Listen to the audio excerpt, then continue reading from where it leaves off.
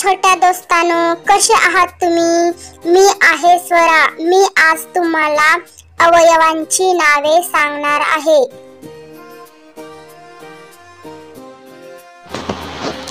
अवयवांची नावे: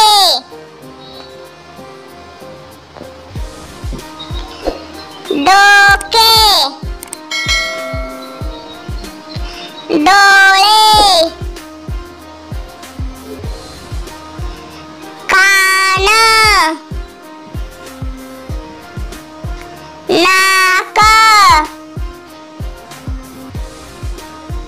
ओठ, हात, छाती, पोट, पाय। तर छोट्या दोस्तांनो, कसा वाटला आजचा व्हिडिओ?